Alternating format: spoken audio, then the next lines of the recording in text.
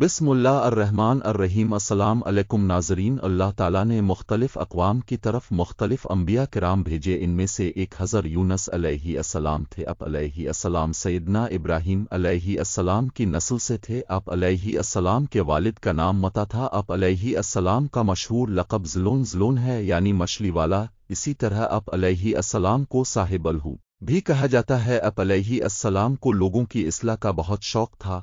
آپ کو ایک عظیم بستی کی طرف مابوس کیا گیا۔ اس بستی کا نام نینوو تھا۔ نینوو عراق کے شمال میں دریائے فرات کے کنارے آباد تھا۔ اہل نینوو بہت ظالم اور سرکش لوگ تھے۔ وہ خدا کی عبادت کی بجائے بتوں کی پوجا کرتے تھے اور ہر بری حرکت میں لذت محسوس کرتے تھے۔ اللہ تعالیٰ نے حکم دیا حضرت یونس علیہ السلام کو کہ وہ نینوو جائیں۔ حضرت یونس علیہ السلام نینوو میں کافی عرصہ تبلیغ کرتے رہے، مگر لوگوں پر کوئی اثر نہ ہوا۔ جب اہل نینوو کی سیاکاریاں حد سے بڑھ گئیں تو اللہ تعالیٰ نے حضرت یونس علیہ السلام کو حکم دیا کہ وہ انہیں آخری تنبیہ کر دیں کہ اگر وہ 40 دن کے اندر اپنی اصلاح نہیں کرتے تو ان پر اللہ کا سخت عذاب نازل ہوگا۔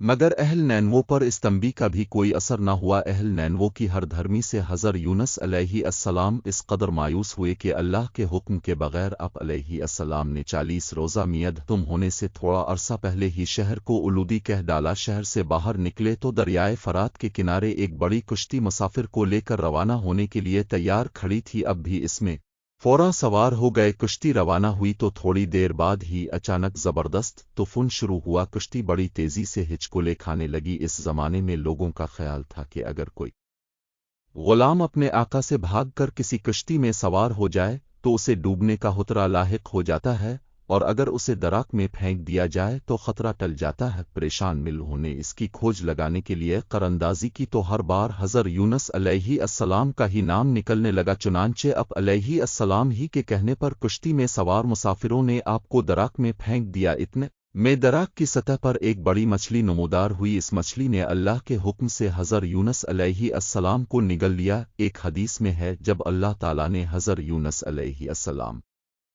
کو مچھلی کے پیٹ میں قید کرنے کا ارادہ فرمایا تو مچھلی کو الہام کیا کہ آپ کو